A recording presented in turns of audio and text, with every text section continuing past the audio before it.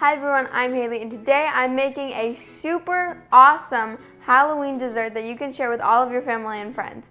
It's going to be a chocolate sheet cake with chocolate frosting, a white chocolate glaze, and I'm gonna put it in a circle so it's gonna look like a spider web. Like that! It's gonna look like a spider web, and then we're gonna make a little spider in the middle. It's gonna be so cute and just the right amount of spooky. I don't like too spooky. I like a little bit spooky.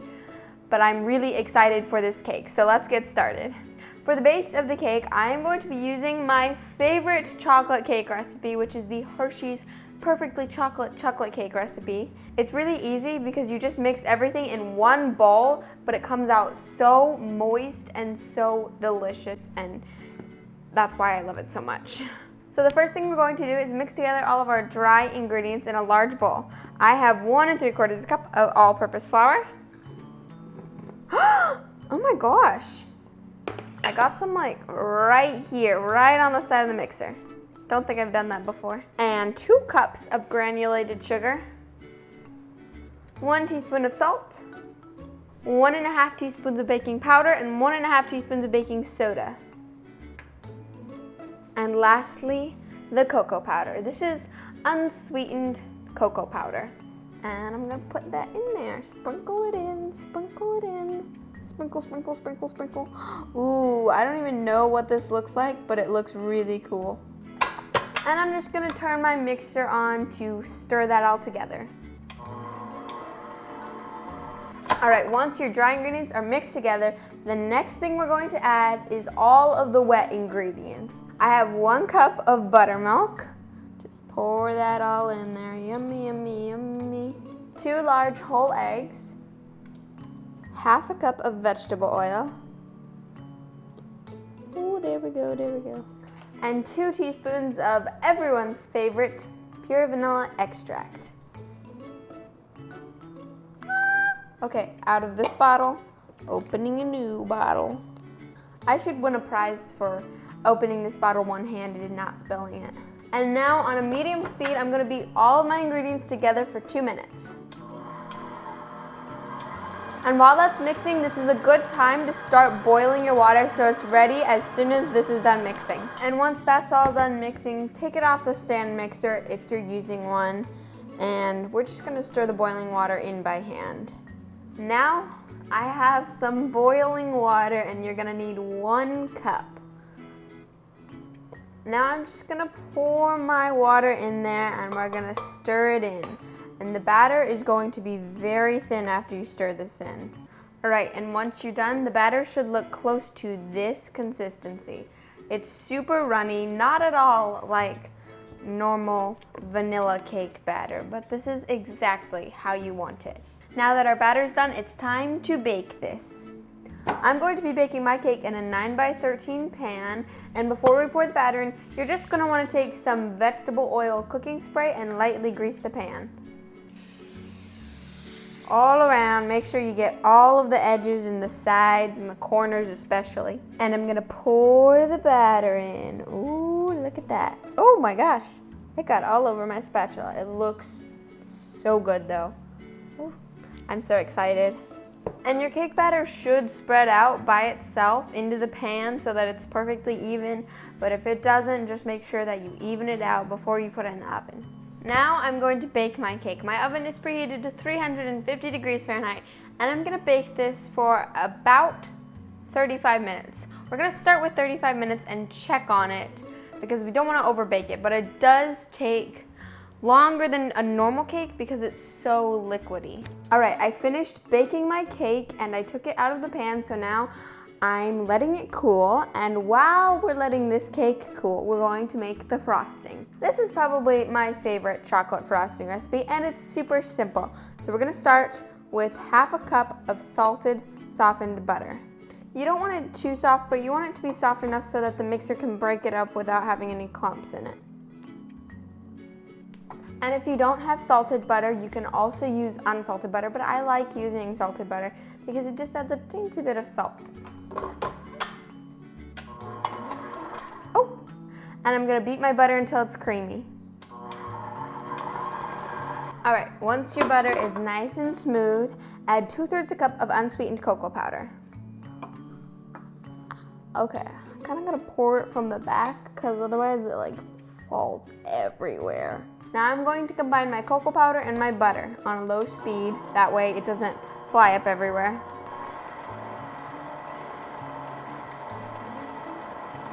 All right, so at this point, the mixture is going to be very thick, like it's not gonna be frosting consistency at all, but don't worry because we're not done. The next step is to add 1 teaspoon of vanilla extract, 3 cups of powdered sugar, and I have pre-sifted mine just to ensure that there are no lumps, so my frosting can be nice and smooth and creamy, but you do not have to sift your powdered sugar if you don't have a sifter. All right, I'm gonna pour that in the bowl. Let's see, there we go. Yay. And the last thing I'm going to add is 1/3 a cup of milk. This is really gonna help making it creamy because we have a lot of dry powder ingredients in there. And so if we didn't add the milk, it would just be all clumpy and crumbly. Now I'm gonna start by mixing this on low speed because I don't want the powdered sugar to fly up everywhere. And then after it's mostly combined, then you can increase it. You can increase it to a medium-high speed and beat it until it's nice and fluffy.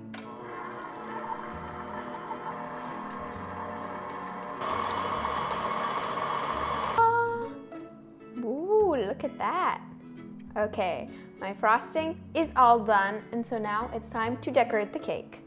Okay, this next step is gonna be super simple and easy. I just have 2 tablespoons of melted semi-sweet chocolate chips, and I'm gonna put this in a piping bag. And you can also use a plastic baggie instead of a piping bag, but I just like to use a piping bag so I get a little bit more control.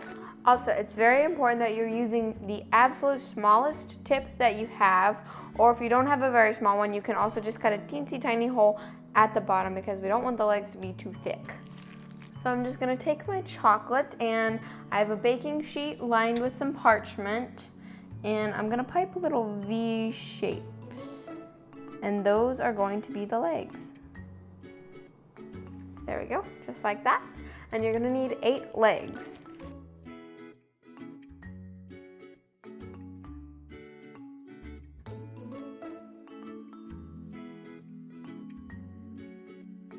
All right, I finished piping out my spider legs. You only really need 8 to have the centerpiece, which is the spider at the middle, but I piped a few extra. Oh my gosh. Okay, they're about to slide off. I piped quite a few extra just for backup. Plus, if I want to, I can make another spider on my cake. So honestly, it doesn't seem like very much, but you would probably only need 1 tablespoon of chocolate chips to get 8 legs.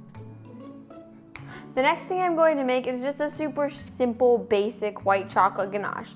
So I have about a 1/3 cup of white chocolate chips and 1 teaspoon of heavy whipping cream, and I put it in a microwave safe container. That's very important.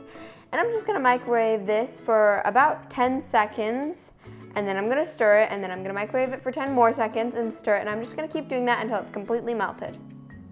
All right, so my white chocolate and my heavy whipping cream are all combined and melted together. They're not really like melty though.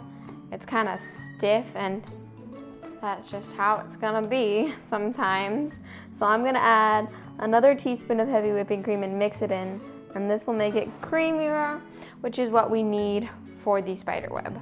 And once you add the extra teaspoon of heavy whipping cream, it should be nice and smooth and creamy like this. But if it's not, you can just add another teaspoon until it gets to this consistency. See, I pick it up and it just falls right off the spoon, nice and silky smooth. And like I said, this is just a basic white chocolate ganache. All right, once your ganache is done, then you're going to want to transfer it to a piping bag, or you can use a plastic baggie, and then cut a very small hole at the bottom. I put my white chocolate ganache in a piping bag, and now I'm just gonna cut a very small hole at the bottom. Perfect. Here is my chocolate cake. It is baked and completely cooled. You wanna make sure that it is completely cooled before you frost it. Otherwise, the frosting is just going to melt everywhere. And it also kind of makes it a little bit harder to spread on it. So the first thing we're going to do to decorate this cake is just put all of the chocolate frosting on the top of the cake.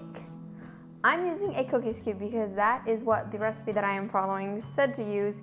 He said that it's really helpful, so I'm just going to try it out and see how this works.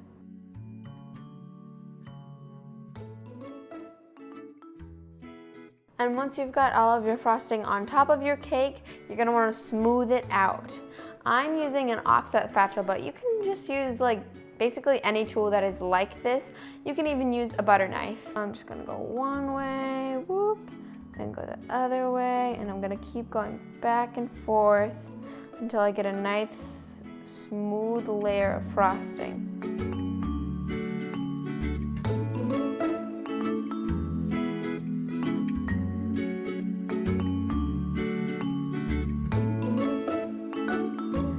All right, I'm gonna stop frosting it right now because I can get a little crazy when it comes to frosting cakes. I want everything to be absolutely perfect, but it does not have to be perfect, especially since we're gonna do a spiral with the white chocolate ganache. It'll hide a lot of the mistakes, but you wanna just make sure it's smooth and even so that we have a nice base. So now I'm gonna take my white chocolate ganache and I'm just gonna start in the middle and pipe a spiral all the way around my cake.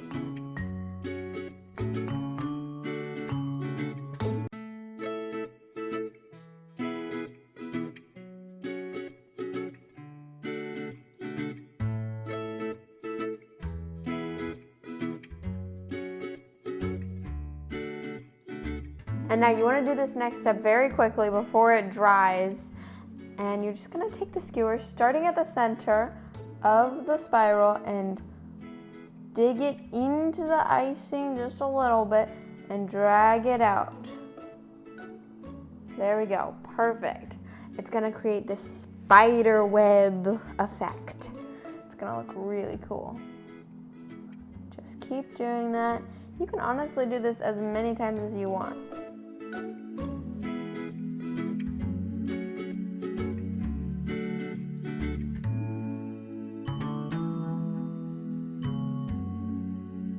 So for this spider, I'm going to be using peanut butter M&Ms for the body and regular sized M&Ms for the head. First off, I'm gonna place my body right at the center, right there where I marked it earlier. And then I'm gonna put my head on the side that I want my spider to be facing. And you don't have to do this, but I made sure that when I was putting my M&Ms on there, I turned them over so that you can't see the M. And last, the spider legs. Oh my gosh, these just like, look at this. They're all sliding around on the parchment. They're not sticking at all, so that's really good. You're gonna need 8 legs and just position them around the spider.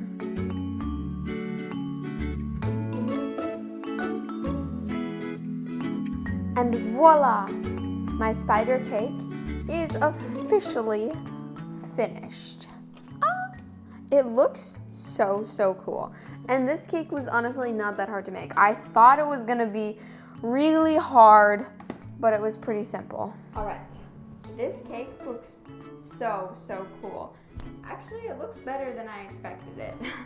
And I have my big spider in the middle, but I also added a little baby spider on the side right here. I think it's such a cute addition to the cake. Now I'm going to try a piece.